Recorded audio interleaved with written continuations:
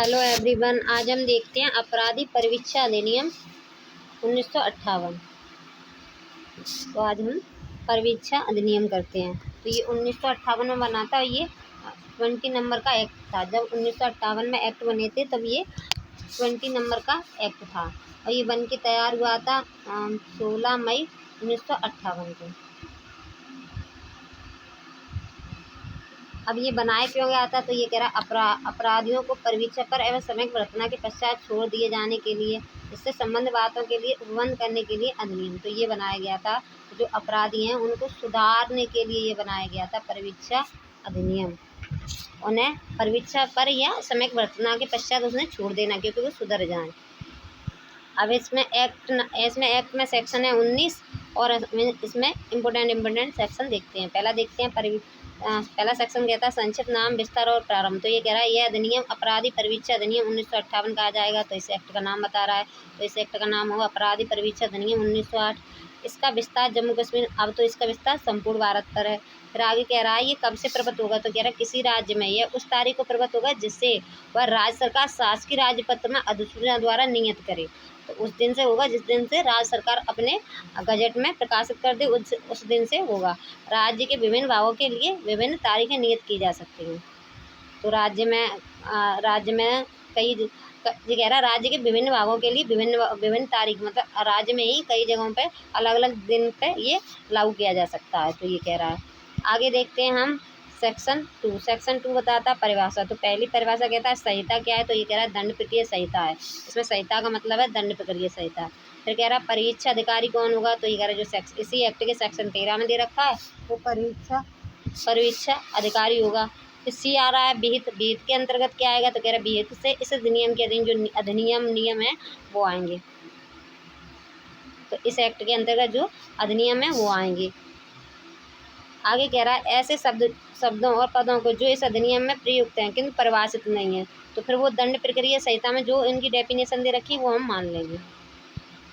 आगे अब ये कह रहा है सेक्शन 3 कतिपय अपराधियों को भर्तसता के पश्चात छोड़ देने की न्यायालय की शक्ति। तो ये कह रहा है अपराधियों को भर्त्सना और के पश्चात छोड़ देने की न्यायालय की शक्ति के बारे में बता रहे। कब क्या कर सकता है? न्यायालय उन्हें छोड़ सकता है।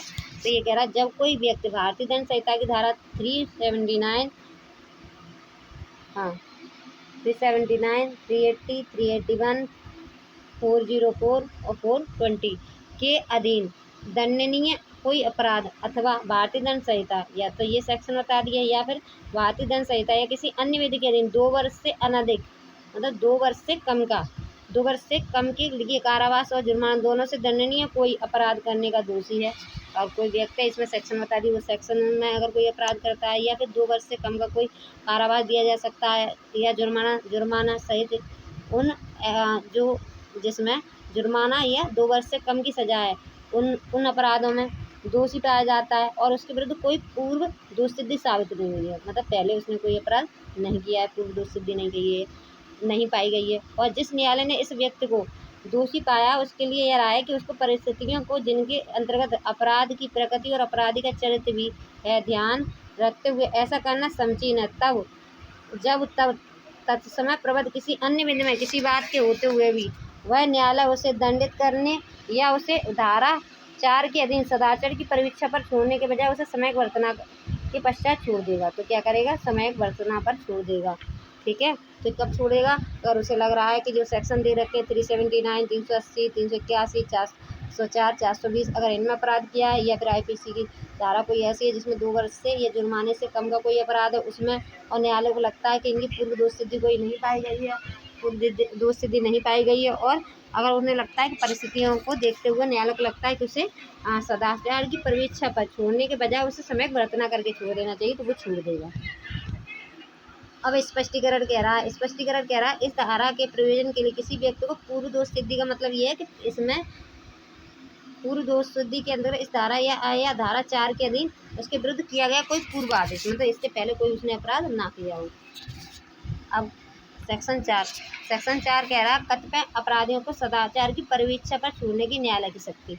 तो इसमें बता रहा है कि सदाचार की परिवीक्षा पर कब छोड़ सकता है, और हमारे सेक्शन में 3 में था कतिपय अपराधियों को भर्त्सना के पश्चात छोड़ देना। ये भर्त्सना के पश्चात छोड़ रहा था और यहाँ पर परिवीक्षा पर छोड़ रहा है। तो ये देखना हमारे लिए इम्पोर्टेंट है। पहला बता रहा था भर्त्सना पर छोड़ना, यह बता रहा है कतिपय अपराधियों को सदाचार की परिवीक्षा पर छोड़ने की न्यायालय की शक्ति। तो पहला क्लॉज कहता है जब कोई व्यक्ति ऐसी कोई अपराध करने का दोषी पाया जाता है, जब कोई व्यक्ति ऐसा कोई अपराध करने का दोषी पाया जाता है जो मृत्यु या आजीवन कारावास से दंडनीय नहीं है, और जिस न्यायालय ने उस व्यक्ति को दोषी पाया है उसकी यह राय है कि मामले की परिस्थितियों को, जिनके अंतर्गत अपराध की प्रकृति और अपराधी की चरित्र भी है, ध्यान में रखते हुए उसे सदाचार की परिवीक्षा पर छोड़ देना समीचीन हो, तब तस्मै प्रवृत्त किसी अन्य विधि में किसी बात के होते हुए भी वह न्यायालय से उसे तुरंत दंडित करने की बजाय निर्देश देगा। तो फिर क्या करेगा, उसे तुरंत दंडित करने की बजाय क्या करेगा, उसे निर्देश देगा कि उसे प्रतिभूओं सहित या रहित उसके द्वारा ऐसे बंद पर देने पर छोड़ दिया जाए कि वह 3 वर्ष तक के क्या देंगे, बॉन्ड भरवा लेगा। 3 वर्ष से अनधिक की ऐसी कालावधि के दौरान जैसी न्यायालय निर्दिष्ट करे आहूत किए जाने पर उपस्थित होगा, न्यायालय में आएगा, 3 साल का बॉन्ड भरेगा और न्यायालय उसमें कहेगा 3 साल तक वो जहाँ बताए वहाँ उपस्थित होगा और दंडादेश प्राप्त करेगा, और इस बीच पर शांति कायम रखेगा और सदाचार रहेगा। तो इस बीच क्या करेगा, 3 साल में जो उसने परीक्षा दे रखी है उसमें क्या करेगा, दंडादेश प्राप्त करेगा और इस बीच पर शांति कायम रखेगा और सदाचारी रहेगा। तो ये कह रहा है सेक्शन हमारा 4। तो क्या कह रहा है ये पहला क्लास, जब कोई व्यक्ति ऐसा कोई अपराध करता है करने का दोषी पाया जाता है जो मृत्युदंड आजीवन कारावास से दंडनीय नहीं है, जैसे कोई छोटे अपराध हैं, जिसे न्यायालय ने उस व्यक्ति को दोषी अपराध पाया है, उसकी यह राय है कि मामले की परिस्थितियों को, उसके अंतर्गत अपराध की प्रकृति और अपराधी का चरित्र। तो अपराधी की प्रकृति देखेगा, अपराधी का चरित्र देखेगा, ध्यान में रखते हुए उसे क्या करेगा, सदाचार की परिवीक्षा पर क्या करेगा, छोड़ देगा, और उससे ये कहेगा कि आप क्या करो, एक बॉन्ड कर दो। तो उससे क्या आएगा, तस्मै प्रवृत्त किसी अन्य विधि के किसी बात के होते हुए भी न्यायालय उसे तुरंत दंडित करने की बजाय क्या कर देगा, निर्देश दे सकेगा कि उसे प्रतिभूओं सहित या रहित उसके द्वारा ऐसा बंद पर देने पर छोड़ दिया जाएगा कि वह 3 वर्ष से अनधिक की ऐसा कालावधि के दौरान जैसा न्यायालय निर्दिष्ट करे आहूत किए जाने पर उसे बुलाए जाने पर उपस्थित होगा, दंडादेश प्राप्त करेगा और इस बीच पर शांति कायम रखेगा और सदाचारी बने रहेगा। अब आ रहे हैं इसमें परंतु ये कह रहा है, पर ये सदाचार की परिवीक्षा पर जब छोड़ेगा तो तभी छोड़ेगा न्यायालय जब वो उसके निवास स्थान या स्थान नियमित उपजीविका के लिए पता हो जाए कि हाँ कि ये उस स्थान पर रहता है। तो कह रहा परंतु न्यायालय किसी अपराधी को ऐसे छोड़ दिए जाने का निर्देश तब तक नहीं देगा जब तक कि वह समाधान नहीं हो जाए कि अपराधी है उसके प्रतिभू, जो अपराधी है वो और उसके जो गारंटर है वो, यदि कोई हो नियत निवास स्थानीय उस स्थान में नियमित उपजीविका है जिस पर वह न्यायालय अधिकारिता का प्रयोग करते हैं, या जिससे अपराधी के उस कालावधि के दौरान रहने की संभाव्यता है जिसके लिए वह बंद पत्र देता है। पहले न्यायालय ये देखेगा, न्यायालय समाधान करेगा कि जो ये एड्रेस दे रहे हैं, जो ये बता रहे हैं वो ठीक है क्या, जो उसके गारंटर है और जो अपराधी है वो।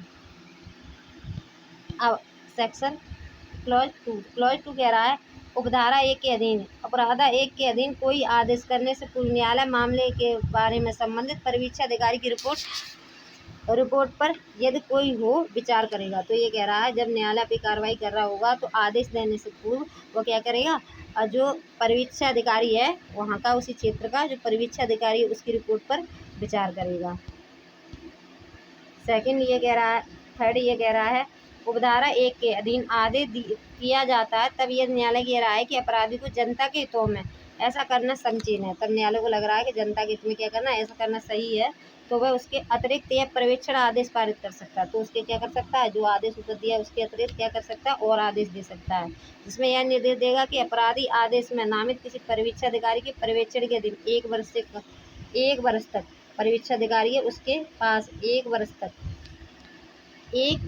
वर्ष से कम न होने वाली ऐसी कालावधि के दौरान रहेगा जो उसने विनिष्ट हो, और ऐसे पर्यवेक्षण आदेश में ऐसी शर्त आरोपित करेगा जैसे वह अपराधी समय पर्यवेक्षण के लिए आवश्यक समझे। तो ये क्या कह रहा है, ये कह रहा है उपधारा 1 के अधीन आदेश किया जाता है तब यदि न्यायालय को ये लगता है कि अपराधी और जनता के हितों में ऐसा करना समीचीन है, तो फिर वो क्या करेगा, उस अपराधी को परीक्षा अधिकारी के पर्यवेक्षण के अधीन 1 वर्ष तक रख देगा। ठीक है।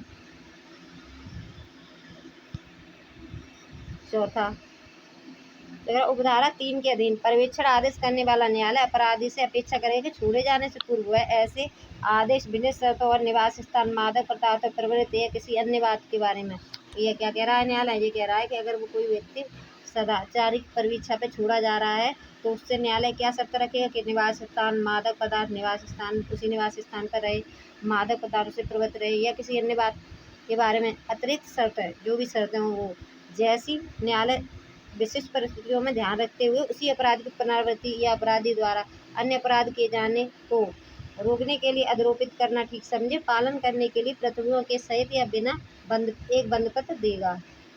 ठीक है, ये कह दिया। अब आ जाते हैं सेक्शन 5। सेक्शन 5 कह रहा है उपधारा 3 के अधीन पर्यवेक्षण आदेश करने वाला न्यायालय आदेश के निर्बंधों और शर्तों के अधीन अपराधी को समझाएगा और प्रत्येक अपराधी प्रतिभू यदि कोई हो और संबंधी पर्यवेक्षण अधिकारी को तुरंत पर्यवेक्षण आदेश की एक प्रति देगा। तो क्या करेगा, एक प्रति देगा। तो कह रहा है उपधारा 3 के अधीन पर्यवेक्षण आदेश करने वाला न्यायालय आदेश के निर्बंधों और शर्तों को अपराधी को समझाएगा और प्रत्येक अपराधी को और जो उसके गारंटर होंगे उसे एक एक प्रतिलिपि देगा। अब आते सेक्शन 5। सेक्शन 5 कहता है छोड़े गए अपराधियों से प्रतिकर और खर्चे देने की अपेक्षा करने की न्यायालय की शक्ति है। तो ये कह रहा है जो व्यक्ति छोड़ा गया है उसे क्या करेगा, खर्चे देगा। ठीक है, प्रतिकर और खर्चे देने की अपेक्षा करेगा। तो कह रहा है धारा 3 और 4 के अधीन अपराधी को छोड़ने का निर्देश देने वाला न्यायालय यह ठीक समझता है तो उसी समय यह अतिरिक्त आदेश कर सकेगा जिसमें उसे निम्नलिखित संदत करने के निर्देश दिए जाएंगे। तो निम्नलिखित खर्चे बता देगा कौन कौन से हैं। देखो, अपराध के किए जाने से किसी व्यक्ति को हानि हुई हो या क्षति के लिए इतना प्रतिकर जितना न्यायालय उचित समझे वो दिलवाएगा। दूसरा कह रहा है कार्रवाइयों के इतने खर्चे जितने न्यायालय युक्त समझे वो दिलवाएगा। क्लॉज 2 कह रहा है उपधारा 1 के अधीन संगत किए जाने के लिए आदेश रकम संहिता की धारा 386 और 387 के उपबंधों के अनुसार जुर्माने के रूप में वसूली जाएगी। कैसे वसूली जाएगी, जुर्माने के रूप में। 3 कह रहा है उसी मामले से जिसके लिए अपराधी अभियोजित किया जाता है पैदा होने वाले किसी वाद का विचारण करने वाला सिविल न्यायालय नुकसानी दिलाने में उस किसी रकम की गणना कर लेगा। तो ये कह रहा है उसी मामले में जिसके लिए अपराधी अभियोजन किया जा रहा है पैदा होने वाले किसी वाद का विचारण करने वाला सिविल न्यायालय नुकसानी दिलाने में उस किसी रकम को गणना में लेगा जो उपधारा 1 के अधीन प्रतिकर के रूप में संदत या वसूली गई है। तो ये कह रहा है जो उपधारा 1 में जो रकम दी जा रही है तो जब संगणना की जाएगी तो वो रकम भी क्या करी जाएगी, इंक्लूड कर ली जाएगी, संदत या वसूल की गई हो। ठीक है, तो उनको क्या कर लिया जाएगा, वो भी नुकसान वो रकम इंक्लूड कर ली जाएगी। तो कह रहा है उसी मामले में जिसके लिए अपराधी अभियोजन किया जाता है पैदा होने वाले किसी वाद का विचारण करने वाला सिविल न्यायालय नुकसानी दिलाने में उस किसी रकम में को गणना में लेना जो उपधारा 1 के अधीन प्रतिकर के रूप में संदत या वसूल की गई है। अब आ जाते हैं हम सेक्शन 6। सेक्शन 6 कह रहा है 21 वर्ष से कम आयु के वाले अपराधियों को कारावास से निर्बंधन। तो 21 वर्ष से कम के बारे में कह रहा है कि जो 21 वर्ष से कम के जो अपराधी हैं उनके बारे में कह रहा है। पहला क्लॉज कहता है जब 21 वर्ष से कम आयु वाला कोई व्यक्ति कारावास से दंडनीय कोई अपराध करने का दोषी पाया जाता है तो वह न्यायालय जिसने उस व्यक्ति को दोषी पाया उसे कारावास से तब तक दंडित नहीं करेगा जब तक उसका समाधान नहीं हो जाता कि मामले की परिस्थितियों को जिनके अंतर्गत अपराध की प्रकृति, अपराधी का चरित्र ध्यान में रखते हुए यह वांछनीय नहीं हुआ कि उसने धारा 3 और 4 के अधीन व्यवहार किया जाए और यदि न्यायालय अपराधी को कारावास का कोई दंड देता है तो वह वैसा करने के लिए कारणों को अभिलिखित करेगा। क्या करेगा, जब तक नहीं देगा जब तक न्यायालय ये न देख ले तो जो सेक्शन 3 और 4 में जो अपराध किया गया है तो उसमें क्या करना चाहिए, कैसी कंडीशन थी तब किया है। सेकंड ये कह रहा है यह अपना यह समाधान करने के प्रयोजन के लिए प्रयोजन के लिए क्या उपधारा 1 में निर्दिष्ट किसी अपराधी से धारा 3 और 4 के अधीन व्यवहार करना वांछनीय नहीं होगा। न्यायालय परिवीक्षा अधिकारी से रिपोर्ट मांगेगा। तो क्या करेगा, इसके जो उस टाइम क्यों अपराध किया गया था इसकी रिपोर्ट के लिए उसकी रिपोर्ट मांगेगा। किससे, न्यायालय परिवीक्षा अधिकारी से रिपोर्ट मांगेगा और रिपोर्ट पर यदि कोई हो और अपराधी के चरित्र, शारीरिक, मानसिक दशा संबंध उसे प्राप्त किसी अन्य जानकारी पर विचार करेगा। तो ये क्या कह रहा है, ये कह रहा है सेक्शन 6 21 वर्ष से कम आयु वाले अपराधियों को कारावास निर्बंधन। तो ये कह रहा है जो 21 वर्ष से कम आयु का कोई इस अपराध का दोषी पाया जाता है तो न्यायालय उसे तब तक दंड नहीं देगा जब तक कि वो ये ना देख ले कि अपराधी की परिस्थिति क्या थी, उस टाइम परिस्थितियाँ क्या थी। तो ये सारी कंडीशन देखेगा न्यायालय, तभी उसे सजा देगा, दंड देगा। तो सेकंड में ये कह रहा है जो अपनी, तो कह रहा है अपना यह समाधान करने के लिए तो वो क्या करेगा, जो परिस्थितियाँ कैसी थी जब अपराध हुआ था और उसकी मानसिक शारीरिक कंडीशन कैसी थी जो अपराध किया उसने, तो उसके बारे में कह रहा है कि तो अपना यह समाधान करने के लिए क्या करेगा, जो 3 और 4 के अधीन जो अपराध किया गया है, सेक्शन में अपराध किया गया है, उस टाइम जो अपराधी उसकी मानसिक स्थिति क्या थी इसके लिए वो रिपोर्ट मांगेगा। तो कह रहा परीक्षा अधिकारी की रिपोर्ट मांगेगा और रिपोर्ट पर यदि कोई हो और अपराधी के चरित्र, शारीरिक, मानसिक संबंध उसे प्राप्त किए गई जानकारी पर विचार करेगा, तभी उसे दंड देगा। अब 7 कह रहा है परीक्षा अधिकारी की रिपोर्ट पर गोपनीय होना। तो ये कह रहा धारा 4 की उपधारा 2 या धारा 6 की उपधारा 2 में निर्दिष्ट परीक्षा अधिकारी की रिपोर्ट गोपनीय रखी जाएगी। रिपोर्ट कैसे रखी जाएगी, गोपनीय रखी जाएगी। परीक्षा अधिकारी जो रिपोर्ट देगा उसे कैसे रखी जाएगी, गोपनीय रखी जाएगी। परंतु न्यायालय यह ठीक समझता है तो उसे सार अपराधी की संसूचित कर सकेगा। अगर न्यायालय सही समझता है तो अपराधी को संसूचित कर सकेगा और उसे ऐसा साक्ष्य पेश करने का अवसर दे सकेगा जैसा रिपोर्ट में कथित विषय में सुसंगत हो। अब आ जाते हैं सेक्शन 8। सेक्शन 8 कह रहा है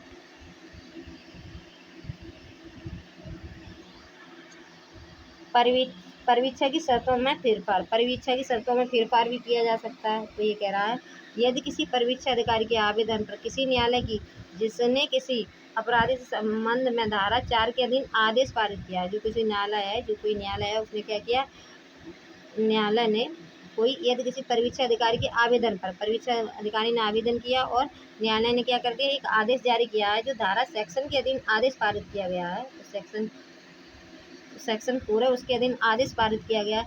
यह राय है कि अपराधी द्वारा किए गए किसी बंदपत्र की शर्तों में फेरफार करना उस अपराधी और जनता के हितों में समीचीन या आवश्यक है। और न्यायालय को लगता है कि जो ऐसी कंडीशन है कि उसकी जो अपराधी और जनता के हितों में समीचीन या आवश्यक है शर्तों में फेरफार करना, तो वह उस कालावधि के दौरान जब बंदपत्र प्रभावी है किसी समय उसकी आस्पेक्ट में बढ़ा घटा कर, किंतु इस प्रकार वह मामूली आदेश की तारीख से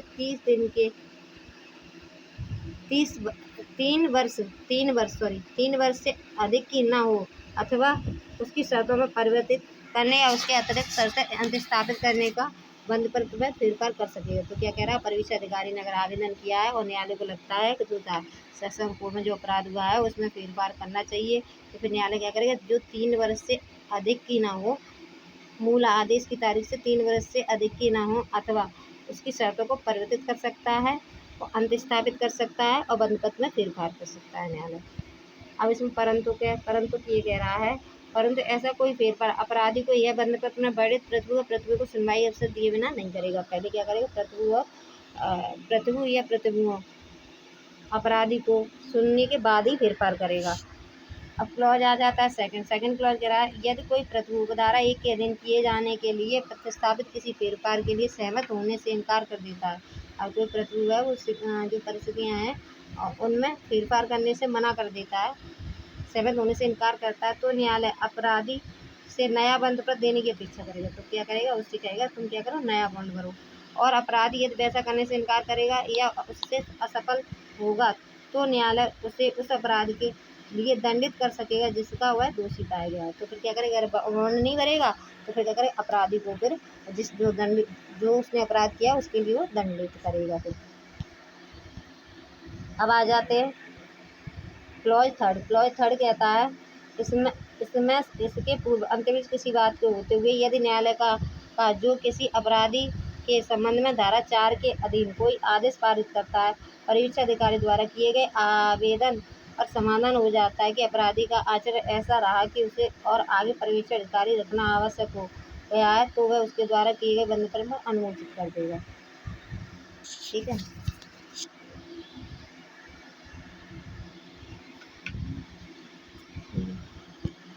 अब आ जाते हैं, अब रह गए इसमें सेक्शन हमारे एक सेक्शन और कर लेते हैं। बंधपत्र की शर्तों के अनुपालन में अपराधी को असफल होने की दशा में कुछ लिया। अगर उसने बॉन्ड भरा था, उसने जो शर्तें लगाई थी, वो शर्तों को क्या करके उसने शर्तों में का पालन नहीं किया, तब क्या करेगा न्यायालय। पहला क्लॉज कह रहा है, यदि उस न्यायालय के पास जो किसी अपराधी के संबंध में धारा 4 के दिन कोई आदेश पारित करता है, या किसी न्यायालय के पास जो उस अपराधी को बाबत उसके मूल अपराध के संबंध में कार्रवाई कर सकता था, परीक्षा अधिकारी की रिपोर्ट पर, या अन्यथा यह विश्वास करने का कारण है कि अपराधी अपने द्वारा किए गए बंधपत्र या बंधपत्रों की शर्तों में से किसी का अनुपालन करने में असफल हुआ है, वह उसकी गिरफ्तारी के वारंट जारी कर सकेगा। अगर वो अपनी शर्तों का पालन करने में असफल हुआ है तो फिर क्या करेगा, वो अब वारंट जारी कर देगा न्यायालय उसे पकड़ने का। और यदि ठीक समझता है तो उसके प्रतिभूओं के यदि कोई हो नाम सम्मान निकालेगा, जो गारंटर है उनके लिए सम्मान निकालेगा, जिसमें उसमें उससे यह उनसे यह अपेक्षा की जाए कि उस समय जो सम्मान में विदेश हो उनके समक्ष उपस्थित हों। तो ये बताया जाएगा जिस दिन न्यायालय ने अब बताया है, तारीख दी है, उस दिन क्या क्या हो, वो दोनों लोग उपस्थित हों कोर्ट में। अब क्लॉज सेकंड कह रहा है, न्यायालय जिसके समक्ष अपराधी इस प्रकार लाया जाता है या उपस्थित होता है, या तो उससे मामले की समाप्ति तक के लिए अभिरक्षा में प्रतिप्रेषित करेगा, उस तारीख को जो वह सुनवाई के लिए नियत करे उपस्थित होने के लिए उसे प्रतिभूत सहित या बिना जमानत मंजूर कर सकेगा। तो क्या कह रहा है, ये कह रहा है न्यायालय जिसके समक्ष अपराधी इस प्रकार लाया जाता है या उपस्थित होता है, या तो उसे मामले की समाप्ति तक के लिए अभिरक्षा में प्रतिप्रेषित कर देगा। न्यायालय क्या कर सकता है, अभिरक्षा के लिए प्रतिप्रेषित कर देगा, या उस तारीख को जो वो सुनवाई के लिए नियत करेगा उपस्थित होने के लिए उसे प्रतिभूत सहित बिना नामंजूर मंजूर कर सकेगा, बिना जमानत मंजूर कर सकेगा। तो क्या कह रहा है, ये कह रहा है जिस दिन उसने बुलाया था, तो अगर न्यायालय को लग रहा है उसने सम्मान करके बुलाया है, अब वो आए हैं उस तारीख को, तो वो अगर न्यायालय को लगता है कि इन्हें अभिरक्षा में प्रतिप्रेषित कर देना चाहिए तो वो कर देगा। अगर वो उसे लगता है कि अगली तारीख पर उपस्थित होने के लिए बॉन्ड भरवा लेना चाहिए तो वो भरवा लेगा। और कह रहा है उसे प्रतिभूतियों की सहित या बिना जमानत मंजूर कर सकेगा। अब आ जाते हैं हम क्लॉज थर्ड। क्लॉज थर्ड कहता है, यदि मामले की सुनवाई होने के पश्चात न्यायालय का समाधान हो जाता है, न्यायालय को ये समाधान हो जाता है कि अपराधी अपने द्वारा दिए गए बंधपत्रों की शर्तों में से किसी का अनुपालन करने में असफल हुआ है, तो वह तत्काल उसे मूल अपराध के लिए दंडित करेगा। अगर न्यायालय को लग रहा है जो शर्तें लगाई थी उनका पालन नहीं कर रहा है, तो वह क्या करेगा, जो उसने अपराध किया उसके लिए दंडित करेगा। जहाँ असफलता प्रथम बार होती है, वहाँ बंधपत्र प्रवृत्त रहने में प्रतिकूल प्रभाव डाले बिना उस पर 50 रुपये से अनधिक की शास्ति अधरोपित कर देगा। अगर वो कह रहा है, अगर पहली बार अगर उसने जो उसने शर्तें रखी थी उसमें अगर वो पालन नहीं करता है, तो फिर न्यायालय क्या करेगा, कह रहा है जहाँ असफलता प्रथम बार होती है तो वहाँ क्या करेगा, बंधपत्र के प्रवर्तन रहने पर बंधपत्र तो बना रहेगा, प्रभावी रखेगा, पर उसको 50 रुपये का फाइन लगा देगा। अब आ जाते हैं हमारा क्लॉज, और ये कह रहा है, यदि अपराध 3 के खंड बी के अधीन अधरोपित शास्ति ऐसी कालावधि के भीतर जैसी न्यायालय नियत करे संगत नहीं की जाती है, तो न्यायालय अपराधी को मूल अपराध के लिए दंडित करेगा।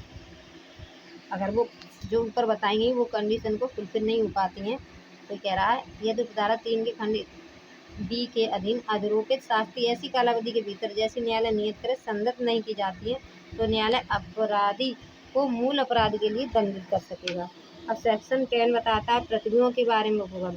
गैर संहिता की धारा 122, 126, 126 ए, 406, 514, 514 ए, 514 बी, 515 के उपबंध इस अधिनियम के अधीन दिए गए बंधपत्रों और प्रतिभूतियों की दशा में यथास्थिति लागू होंगे।